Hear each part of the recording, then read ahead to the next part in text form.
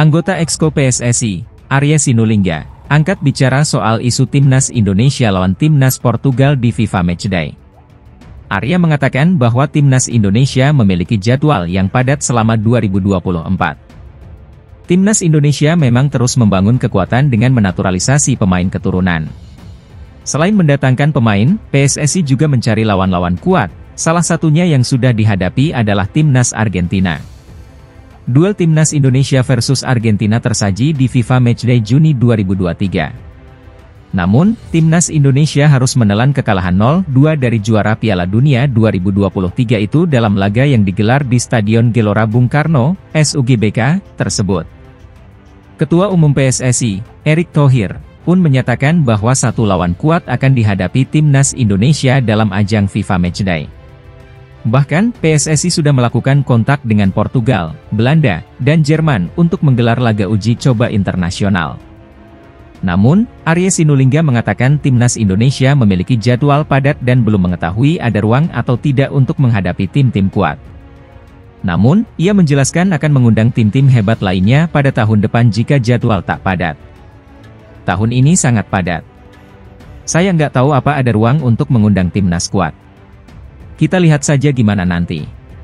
Tapi tahun depan kalau kosong mungkin kita cari yang hebat-hebat, kata Arya Sinulinga di diskusi PSSI Pers, Sabtu 11 Mei 2024.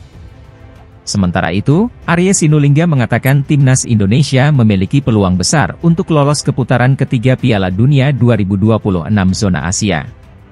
Menurutnya, dengan 2 pertandingan tersisa, peluang tim besutan Shin Tae-yong itu untuk bisa lolos bukan hanya sekadar mimpi. Tahun ini full. Bahkan kalau masuk putaran ketiga, kemungkinan dan peluang kita bisa masuk 100 besar itu ada. Jadi, saya rasa itu bukan mimpi ya, jelas Arya.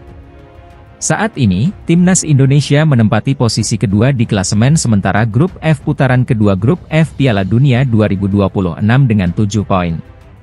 Timnas Indonesia pun dijadwalkan menghadapi Irak pada 6 Juni 2024 dan Filipina pada 11 Juni 2024.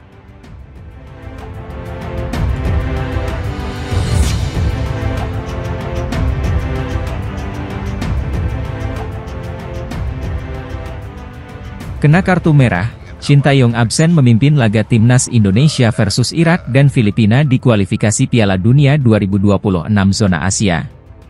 Shin Tae-yong tak kuasa menahan emosinya saat memimpin Timnas Indonesia U23 kontra Guinea U23 di playoff Olimpiade Paris 2024 yang berlangsung di Clairefontaine, Prancis, Kamis 9 Mei 2024 malam waktu Indonesia Barat. Shin Tae-yong mencak-mencak ketika Timnas Indonesia U23 dijatuhkan hukuman penalti untuk kedua kalinya pada menit 74, setelah Alveandra Dewangga dianggap wasit Francos Letessier menjatuhkan penyerang Guinea U23, Algassi Mebah, di kotak terlarang. Sikap Shin Tae-yong di atas membuat wasit asal Prancis memberikan kartu kuning kedua yang berujung kartu merah kepada pelatih 53 tahun tersebut. Alhasil, Shin Tae-yong diminta meninggalkan tepi lapangan dan menyaksikan sisa pertandingan dari tribun stadion. Sekarang yang jadi pertanyaan, apakah hukuman kartu merah ini memaksa Shin Tae-yong absen memimpin skuad Timnas Indonesia saat menjamu Irak, 6 Juni 2024, dan Filipina, 11 Juni 2024, di 2 laga pamungkas grup F kualifikasi Piala Dunia 2026 zona Asia. Sejauh ini, baik FIFA dan PSSI sama-sama belum mengeluarkan pernyataan terkait hukuman apa yang diterima Shin Tae-yong. Jika mengacu kepada tren terdahulu, ada pelatih Timnas Indonesia yang terkena hukuman larangan mendampingi tim karena terkena kartu merah. Sosok pelatih yang dimaksud adalah Aji Santoso. Mantan pelatih Persebaya Surabaya ini terkena kartu merah ketika memimpin laga Timnas Indonesia versus Bahrain di laga pamungkas grup E kualifikasi Piala Dunia 2014 zona Asia. Setelah kartu merah di atas, Aji Santoso dikenai denda 6.000 franc atau sekira 106,2 juta rupiah dan larangan mendampingi Timnas Indonesia dalam 4 pertandingan. Namun, hukuman yang diterima Aji Santoso ini tak sekadar efek kartu merah. Setelah memeriksa wasit yang memimpin pertandingan, FIFA menilai Aji Santoso menuduh perangkat pertandingan telah menerima sogokan dari sang lawan, sehingga banyak merugikan timnas Indonesia yang tumbang 0-10 di pertandingan tersebut. Sekarang yang jadi pertanyaan, apakah Shin Tae-yong menyampaikan kata-kata kasar kepada wasit François Letessier ketika mendapatkan kartu kuning kedua? Harapannya, Shin Tae-yong terbebas dari hukuman. Kehadiran Shin Tae-yong dibutuhkan untuk mengantarkan timnas Indonesia menang atas Irak dan Filipina.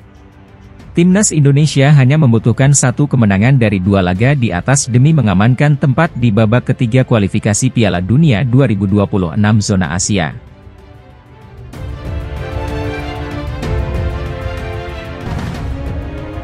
Pelatih Gini U23, Kaba Diawara, mengakui mengalami kesulitan mengalahkan timnas U23 Indonesia di laga playoff kualifikasi Olimpiade 2024. Gini memang berhasil mengalahkan timnas U23 Indonesia dengan skor tipis 1-0 dalam laga yang berlangsung di Clairefontaine-en-Yvelines, Ile-de-France, Prancis, Kamis, 9 Mei 2024.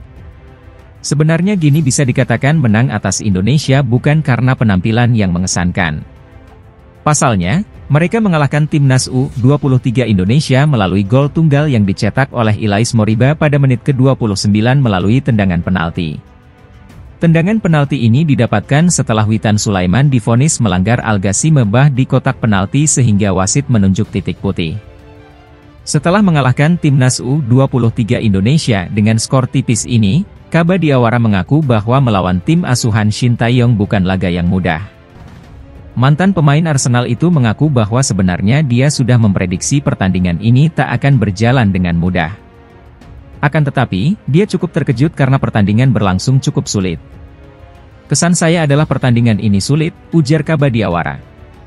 Kami tahu laga ini akan sulit tetapi kami tidak mempermudah permainan juga karena punya banyak kesempatan baik itu dari Al-Ghazi Mebah atau dengan celah yang lain, jelasnya. Lebih lanjut, mantan pemain Paris Saint-Germain, PSG, ini juga mengaku bahwa skuadnya tampil kurang efektif sehingga sulit membobol gawang tim Merah Putih. Kaba Diawara menilai bahwa seharusnya Gini sudah bisa memimpin 3-0 sejak babak pertama apabila bisa memanfaatkan peluang dengan baik sehingga dapat dikonversikan menjadi gol. Itu masalah yang sama, masih masalah efektivitas. Kami harus berhasil membereskan permainan di babak pertama di mana kami semestinya mencapai skor 3-0, kata Diawara. Ini adalah bagian di mana saya sering berulang kali mengingatkan tetapi kami benar-benar harus membuat langkah maju karena kami lolos ke Olimpiade dan akan menghadapi tim-tim besar. Menurutnya, Gini U23 harus bisa memperbaiki tim dengan baik. Pasalnya, tim akan berangkat ke Olimpiade 2024 sehingga bakal bertemu dengan lawan-lawan yang kuat. Untuk itu, dia meminta para pemainnya harus bisa membereskan masalah ini agar timnya bisa bersaing di Olimpiade 2024. Jadi jika kami terus larut bersenang-senang pasti akan berisiko mendapatkan hukuman besar, kata Diawara. Keberhasilan Gini dalam mengalahkan Garuda Muda membuat mereka berhasil lolos ke Olimpiade 2024 di Paris. Sudah lama Gini tidak tampil di putaran final cabang sepak bola putra di Olimpiade. Mereka terakhir kali melakukannya pada tahun 1968. Menurut Diawara, hasil ini menjadi catatan sejarah yang bagus buat Gini.